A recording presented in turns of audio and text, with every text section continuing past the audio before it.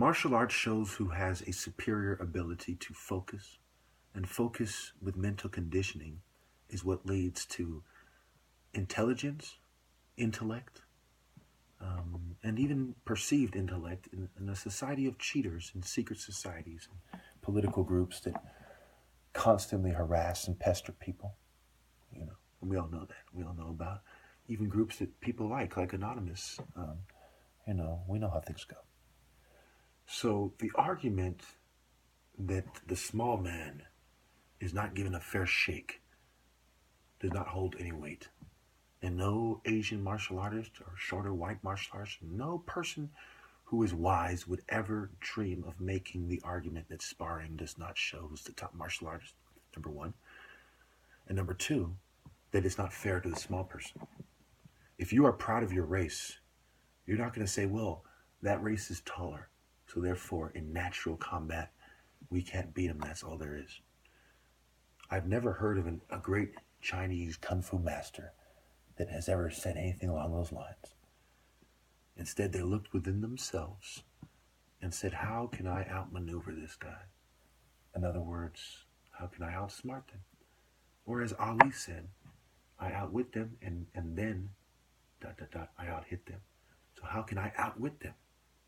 So it is speed chess. Remember in the Wu-Tang clip, the game of chess is like a sword fight or something like that, right? You must think first before you strike. Now, if it is a game of chess, is it speed chess? Is it just, I'm going to move, go ahead, your turn, I'm going to move, or is it, how fast is it? And if speed chess was made specific, sorry for the noise, if speed chess was made specifically to show intellect based on a certain amount of moves, a set given moves, right?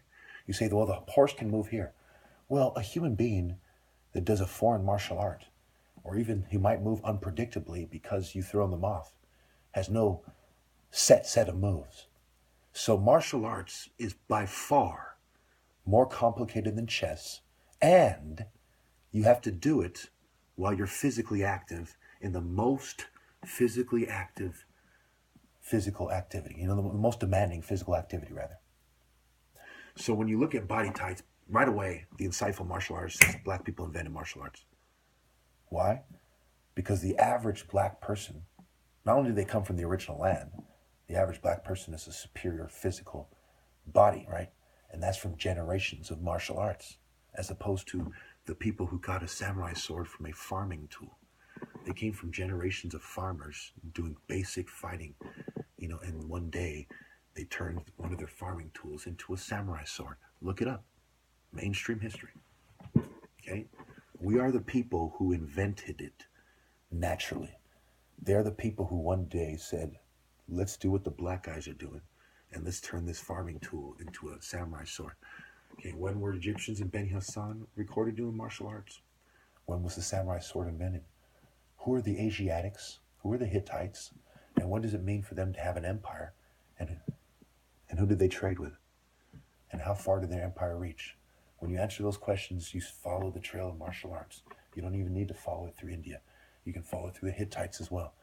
It doesn't take a genius to figure out what happened. My people have the bodies of people who have done generations of martial arts. No one else does. No other people do.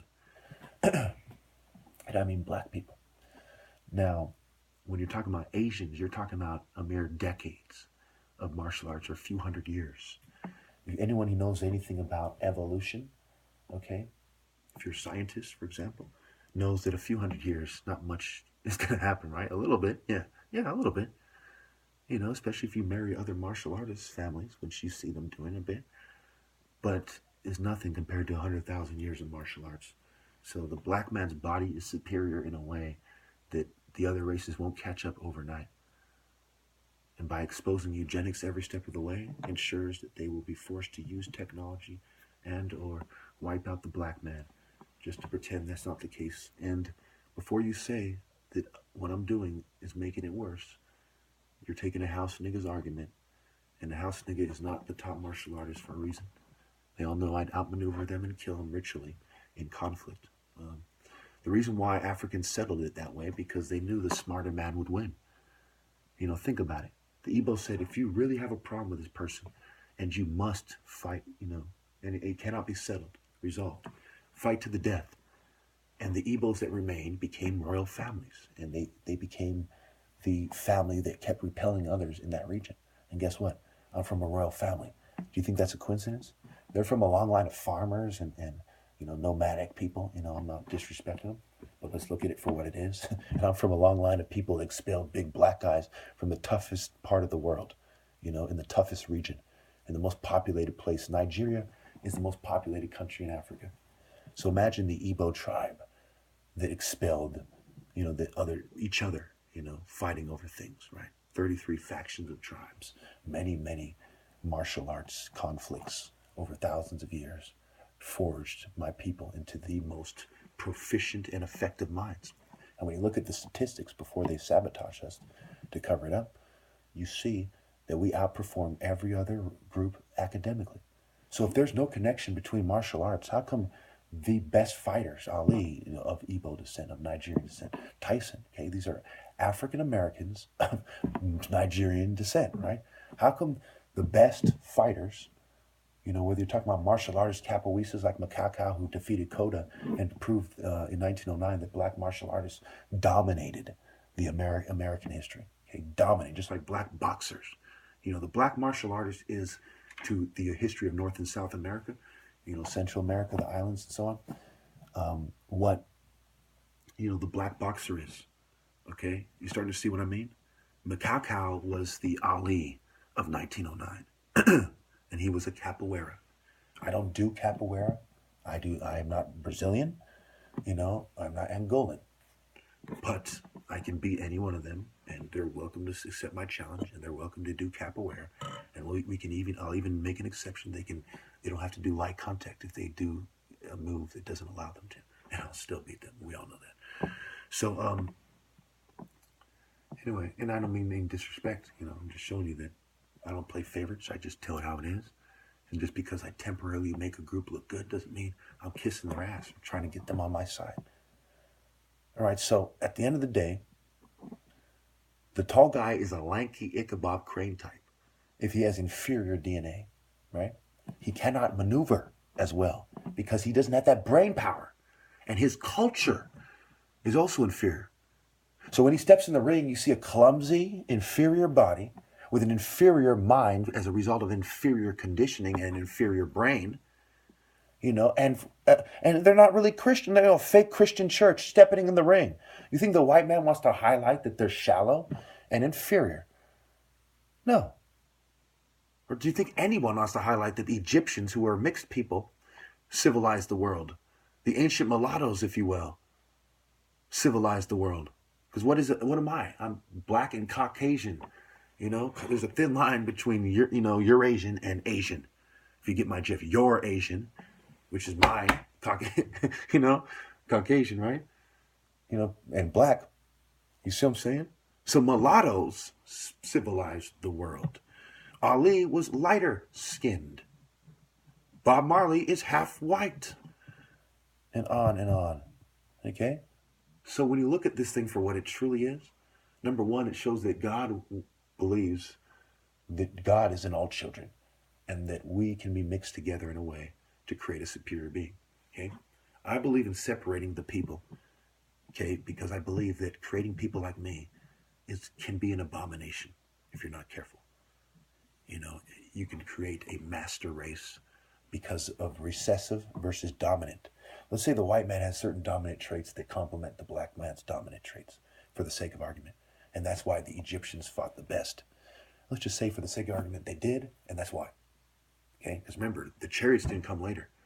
People like to think of Egyptians as, dark blacks like to think of Egyptians as mixed blacks who did drive-bys on them with arrows. That's bullshit.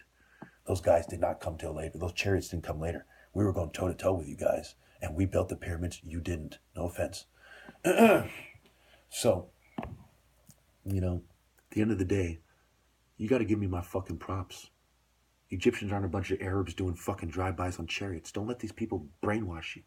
They were black guys like me, and ask my neighbor who are good archers. You know, I'm a good archer. He's a good archer, right? But they're also good at going in close and sticking them.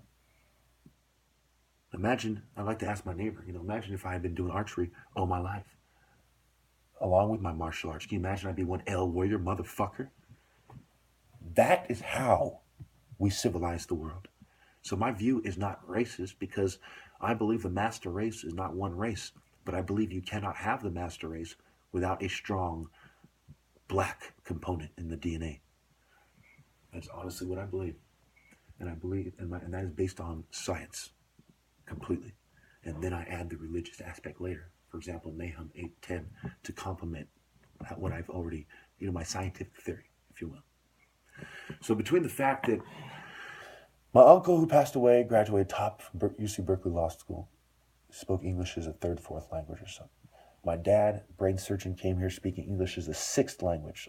I want all you Hispanics to ask each other, what's the difference between English as a second language and English as a sixth language, coming from a war zone and coming across the border, coming from a war zone as a prisoner of war, released by the CIA, and somebody who simply crossed the border. You see the difference between my history and yours? With all due respect, I come from the most violent place in the world and the most honorable tribe in the world.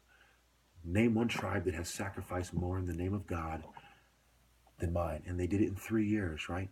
Jesus did what? He came back on what day? How long was the Nigerian Civil War? It was 3 years.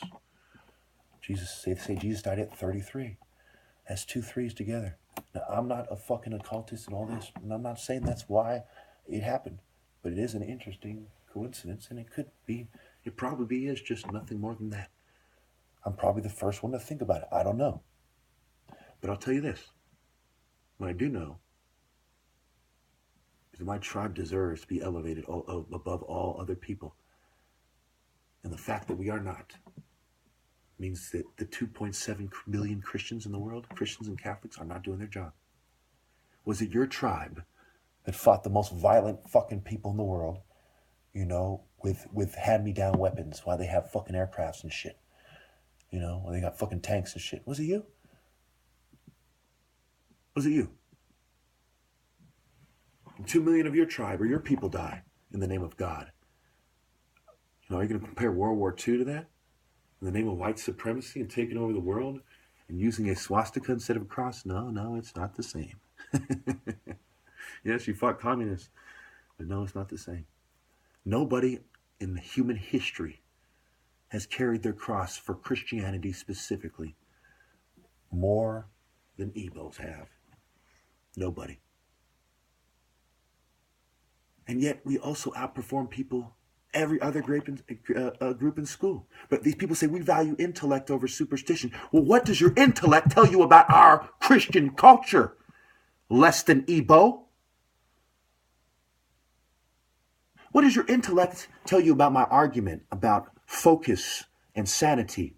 You have to be focused. It's like, hey, focus now. We're going to give them electric shocks. Why? Because we want them to focus. Snap out of that. I see. Oh, I'm focused. We see it in therapy group all the time, right? Autistic or something. Hey, oh, okay, I'm listening, right? Because they're not focused. So when I demonstrate the highest ability to focus naturally, not with some kind of scientific, fucking college fucking scale, but natural, something we all know is true. Not some fucking white privilege, book smart, fucking secret society helping me behind the scenes to make me look smart, bitch shit. But fucking $100,000 slapping you in your face while everyone's sabotaging me and drugged and still more focused than everyone else. Ask yourself, master martial artist, what do you have to do to break those bricks? What do you have to do to even step in the ring with someone like me? You have to focus. Get your mind in the game. Get your head in the fight, right? He who has his head in the fight the most intensely wins. And that is the result of his spirit, his focus, his mind, body, and soul conditioning. And of course, wait for it, his heart.